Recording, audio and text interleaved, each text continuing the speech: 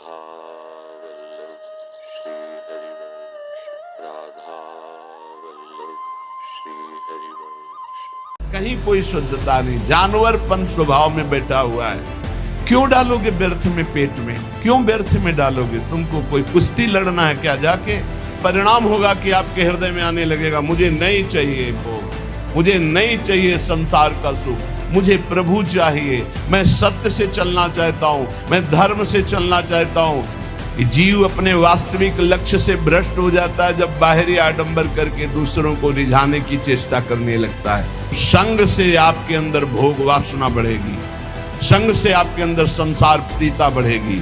ज्ञान सबको है लेकिन अपने ज्ञान का प्रयोग करने की सामर्थ्य नहीं है।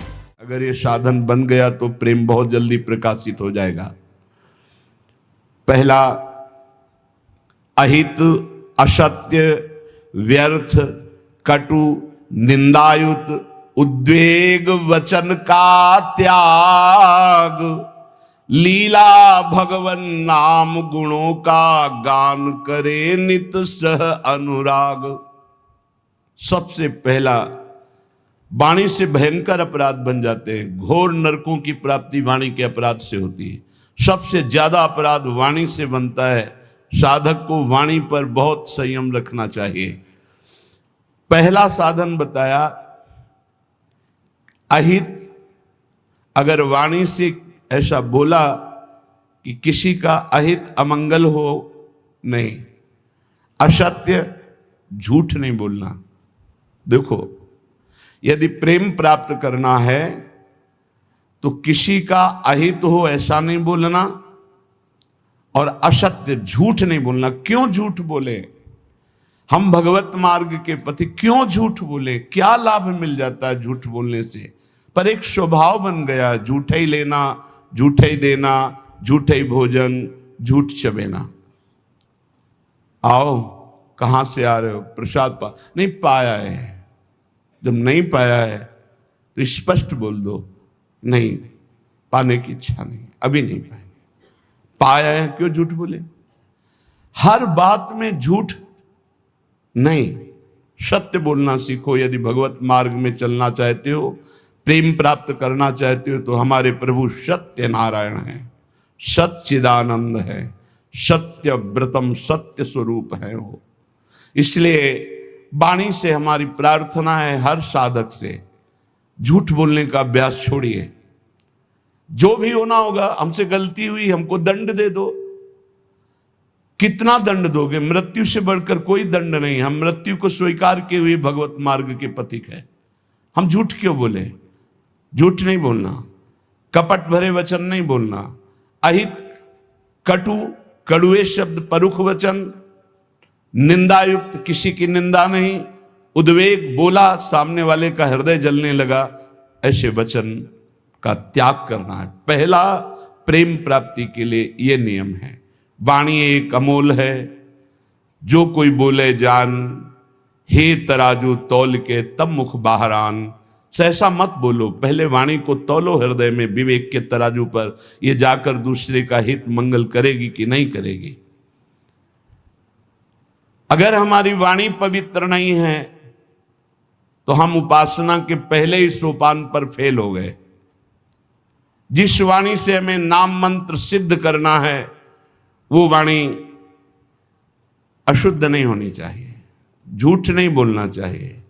असत्य भाषण, अहितकारी, कटुवचन, परुख वचन, निंदायुक्त वचन और सांसारिक वार्ता, इसका त्याग कर दे। यदि प्रेम मार्ग में जाना है तो लीला भगवन नाम गुणों का गान करे नित सह अनुराग। वाणी को पावन करना है, भगवान के पावन नाम का जप, नाम का कीर्तन और लीला गुणों का गायन। जैसे श्रीमद चतुरासी जी 42 लीला, श्रीमद भागवत, जब हम लीलाएं गायन गाते हैं तो हमारे हृदय के सारे मोहमल का नाश हो जाता है। पाप का नाश करके एकदम हृदय निर्मल होने लगता है। सच्ची मानिए, भगवत चर्चा करते करते भगवान की झांकी आने लगती है। आप एकांत में कभी श्रीमद् भागवत पढ़िए, मनन कीजिए, रोना आ जाएगा। एकांत में चतुरासी जी को बार बार गाइए, झांकी आने लगेगी। जो पदों में लीला छुपी है वो प्रकाशित होने लगेगी। श्याम श्यामा प्रगट, प्रगट अक्षर निकट, प्रगट रस स्रवत अति मधुर बानी। सत्य बोलो, हितकर बोलो, दूसरों को सुख पहुंचाने वाली बात बोलो, भगवान नाम जप करो, भगवान नाम कीर्तन करो, भगवत लीला गुणगायन करो। ये वाणी की तपस्या हो गई, ये वाणी की पावनता हो गई। और जो अपावन बात कही गई वो वाणी की त्याग दो। ग्राम्य कथा, लोक कथा, राजनीति की कथा, भोग कथा, ये सब छोड़ दे। किसी से किसी भी तरह का राग द्वेषात्मक वार्ता ना हो। मन से काम क्रोध लोभ के वेगों का करके परिहार। वाणी पहला। अब दूसरा कह रहे कि मन, बड़ा योगदान है साधना में मन का। विषयों में लगा हुआ मन शत्रु है और प्रभु के चरणारविंद में लगा हुआ मन मित्र है। मन प्रभु में लग गया तो विश्व विजयी हो गए। जिसका मन सावई मनः कृष्ण पदारविंदयो, प्रिया प्रीतम के चरणारविंद में जा रहा है मन स्वाभाविक। बहुत बहुत धन्यवाद। अनंत जन्मों की उसकी सुकृत फलीभूत हो गए, साधना फलीभूत हो गई कि जो विषयाकार मन था वो भगवदाकार हो गया। जो विषयों का अवलंबन लिए था वो नाम रूप लीला का अवलंबन लेकर प्रेम में डूबने लगा। मन से हमारी वृत्तियां काम की उत्पन्न होती हैं। काम में बाधा पड़े तो क्रोध आ जाती, पूर्ति हो तो लोभ हो जाता है। नाना प्रकार के दोष उत्पन्न होते हैं काम से। ये मन सदैव काम कामना वासना इसी में भ्रमण करता रहता है। काम कामना वासना मनते कर अति दूर, अति दूर इनका प्रवेश भी ना हो हमारे मन में। इन वेगों का परिहार कर दे तो कैसे? जब निरंतर अंदर नाम चलाया जाता है ध्यान सहित। ध्यान दीजिए, वाणी को पवित्र करने का उपाय बताया गया। वाणी को अपवित्र कैसे किया जाता है वो बातें बताई गई, उनका त्याग कर दे। अब मन सबसे ज्यादा काम भोग का चिंतन करता है। उसकी कामना ही प्रधान वो वृत्ति है जो हमें संसार में फंसाती है। कामना की पूर्ति में लोभ होता है और भोगे, और कामना की अपूर्ति से बाधा पड़ने पर क्रोध होता है। बड़े बड़े चाहे कोई भी हो, क्रोध आते ही मूढ़ता छा जाती है। मूढ़ता छाते ही स्मृति नष्ट हो जाती है। स्मृति नष्ट होते ही बुद्धि भ्रष्ट हो जाती है। बुद्धि भ्रष्ट होना ही सर्वनाश कहा गया है। ध्यायतो विषयान पुंसा संगास्तेषु उपजायते, संगात संजायते कामा, कामात् क्रोधो भिजायते, क्रोधात् भवति सम्मोहा, सम्मोहा स्मृति विभ्रमा, स्मृति भ्रंशात् बुद्धिनाशो, बुद्धिनाशात् प्रणश्यति, सर्वनाश हो जाता है। इसलिए विषयों का ध्यान ही ना हो पावे, विषयों का चिंतन ही ना हो पावे तो कैसे? अंदर ध्यान सहित नाम जप करो। यदि रूप का ध्यान हो रहा है तो ठीक है, नहीं तो नाम का ही ध्यान करो। जो नाम जप कर रहे हो उसी का ध्यान करो। राधा बार बार ध्यान करते हुए नाम जप करो। लीला भगवत गुण नामों का करे नित्य चिंतन अविकार। अविकार स्थिति प्राप्त करने के लिए, हृदय रूपी गुफा के अंधकार को दूर करने के लिए नाम का, प्रभु के रूप का, प्रभु की लीलाओं का चिंतन करें। जैसे हम जिह्वा से लीलाओं का गुणगान करते हैं, नाम कीर्तन करते हैं, वाचिक नाम जप करते हैं या उपांश नाम जप करते हैं, तो ये वाणी की पवित्रता हुई, मंगल है। पर हृदय रूपी गुफा में जो काम क्रोध चोर छुपे हुए हैं, इनको हटाने की अभी सामर्थ्य नहीं। इनको हटाने के लिए उतरना पड़ेगा गुफा में, नाम को उतारना पड़ेगा हृदय रूपी गुफा में। या तो ध्यान चल रहा है और या तो नाम ध्यान सहित चल रहा है। ध्यान सहित नाम जब एक एक अक्षर मात्रा का ध्यान करते हुए तो वही रूप प्रकाशित हो जाएगा। लीला गायन करें तो हमें 5 अध्याय करने हैं भागवत के, ऐसा नियम न ले। 5 श्लोक पढ़े पर खूब डूब के पढ़े कि क्या कहा जा रहा है, कौन सी लीला गायन, मेरे प्रभु क्या लीला कर रहे हैं, ऐसे। और जो रस ग्रंथ है इनके अर्थ पर विचार न करे, इनका केवल गायन करे। ये अर्थ विचार करने की सामर्थ्य प्रकाशित करेंगे गायन करते करते। रटत रटत कहत कहत सुनत सुनत रसरीति जानी। जब रटते रहोगे, कहते रहोगे, सुनते रहोगे तो ये रसरीति समझ में आएगी। कहत और सुनत रसरीति जानी, ताहि तज कबहूं गाउन कबहूं कछु, प्राण रमि रही हरिवंश बानी। ऐसी निष्ठा, ऐसा भाव, निरंतर गायन, तो चिंतन का अधिकार प्राप्त हो जाता है। जब मन से नाम का चिंतन, रूप का चिंतन होता है तो ये काम क्रोध लोभ मोह मद मत्सर्य अंधकार में ही टिकते हैं। नाम का प्रकाश होते ही ये सब भाग जाते हैं। परम प्रकाश रात दिन बना रहता है नाम का। ऐसा सुंदर सुख है नाम का, वो कैसे वाणी में सामर्थ्य नहीं कि वर्णन किया जा सके।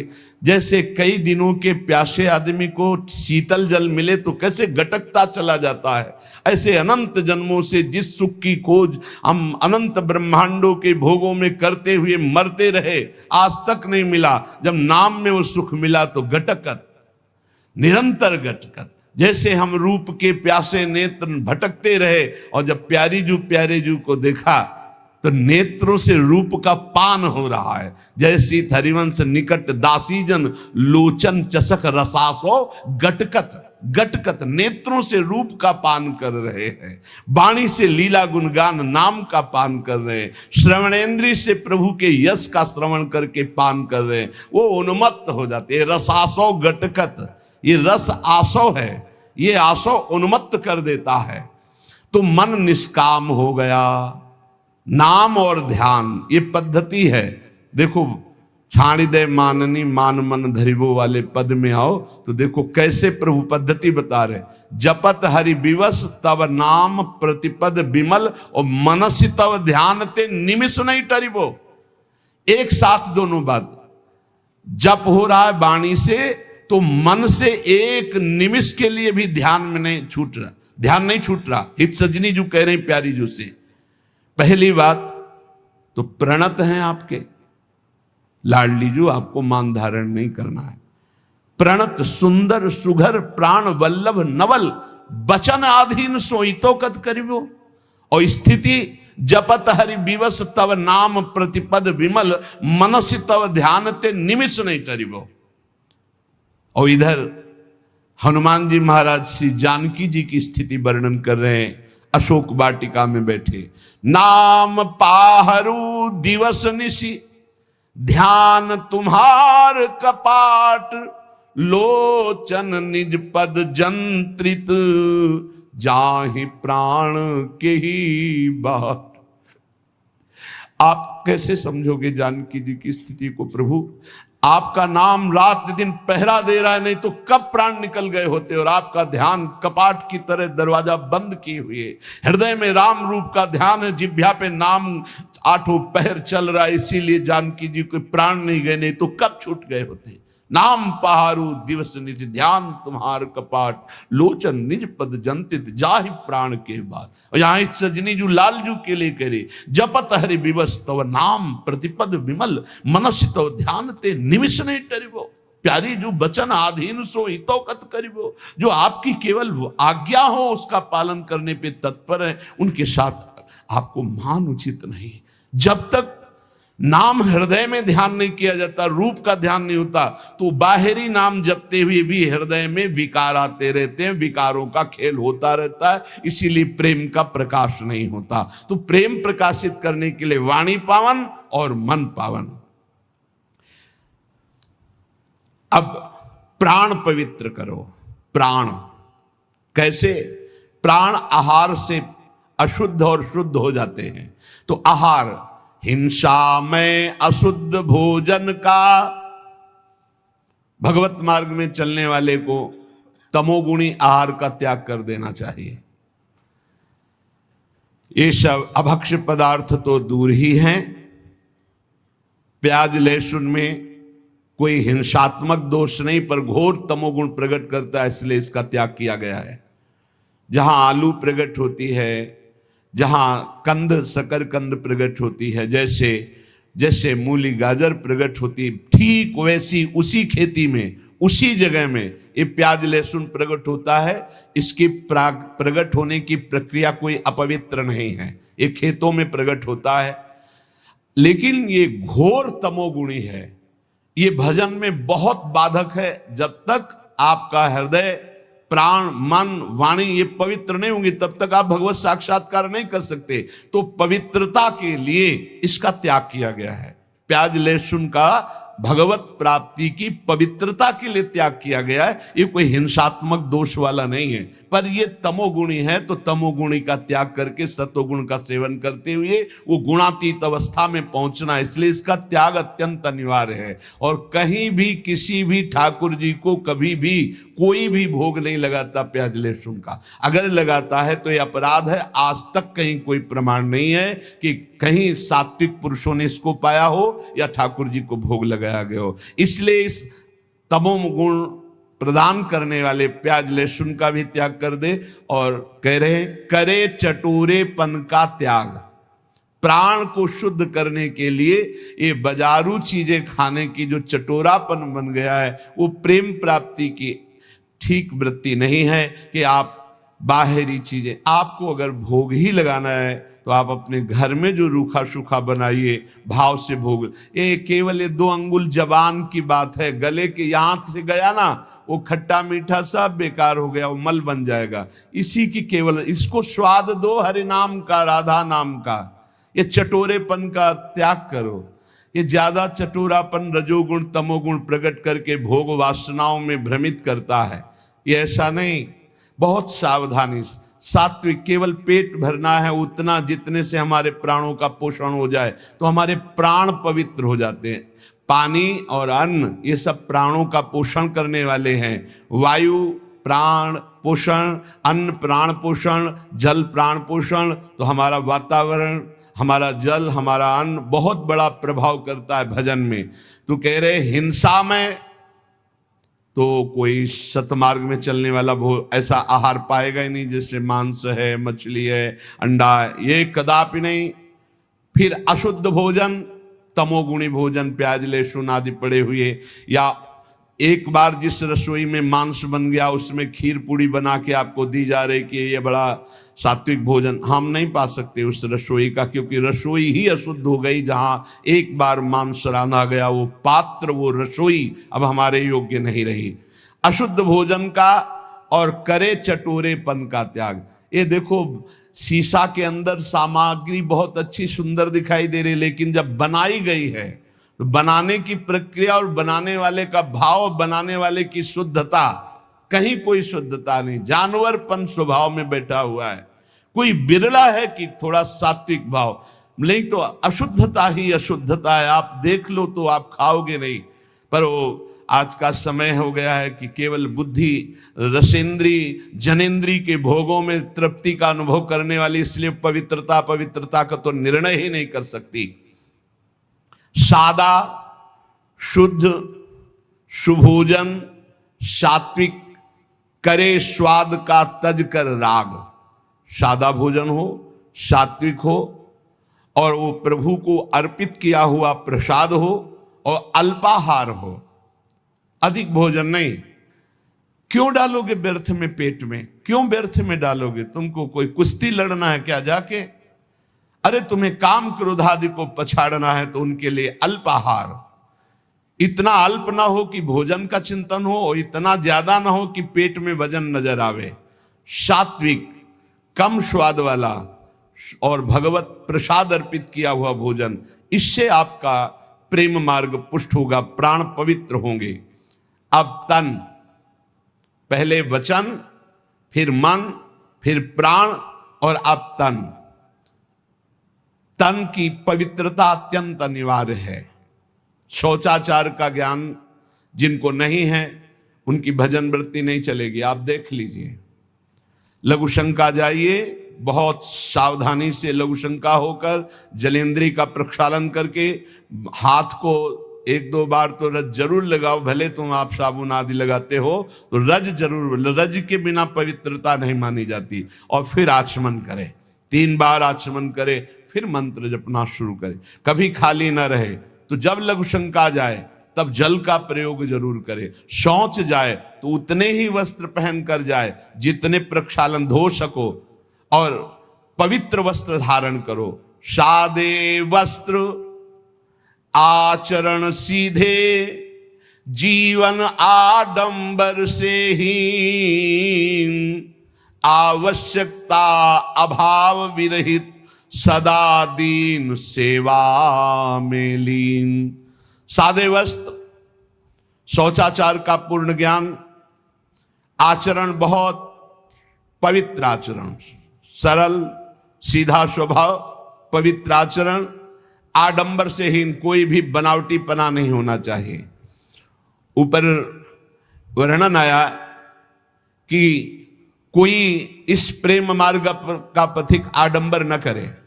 आडंबर सखी भाव या गोपी भाव का नाटक न करे, दिखावा न करे, क्यों इधर उधर श्रृंगार करके हम अपने को जनाए कि हम गोपी हैं या सहचरी। आडंबर है। गोपी या सहचरी देह भाव छूट जाने पर प्राप्त होता है।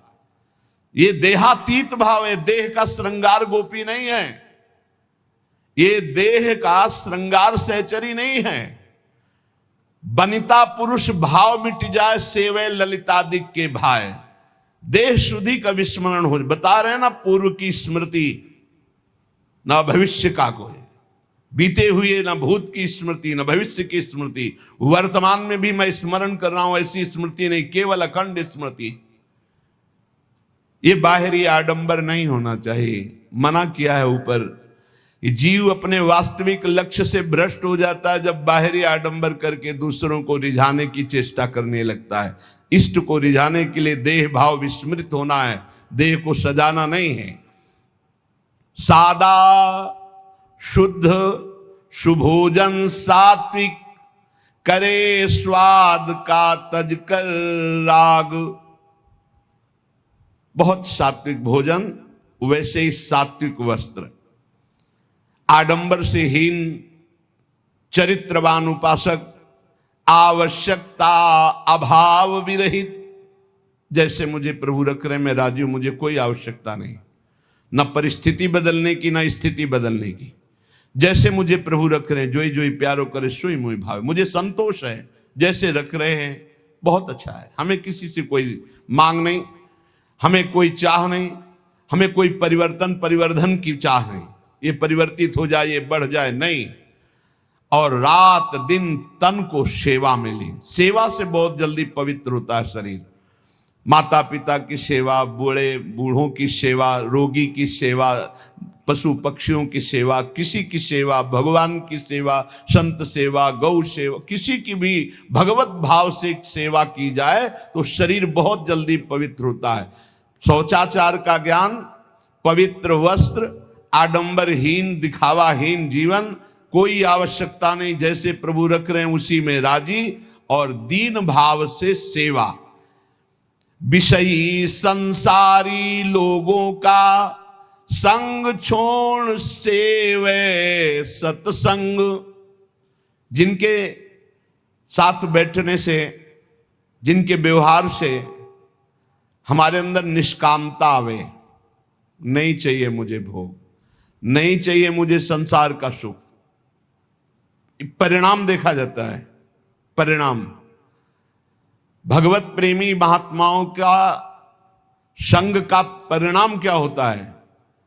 खाओ पियो हंसो खेलो बैठो, पर उसका परिणाम होगा कि आपके हृदय में आने लगेगा, मुझे नहीं चाहिए भोग, मुझे नहीं चाहिए संसार का सुख, मुझे प्रभु चाहिए। मैं सत्य से चलना चाहता हूं, मैं धर्म से चलना चाहता हूं, मैं जितेंद्रियता से चलना, ये आने लगेगा। ये संग का प्रभाव। और बहुत मीठी मीठी बनावटी बातें, बाहर दिखावा, आडंबर, तो संग से आपके अंदर भोग वासना बढ़ेगी, संग से आपके अंदर संसार प्रीता बढ़ेगी, संग से आपके अंदर वस्तु व्यक्ति स्थान का राग जागृत हो जाएगा।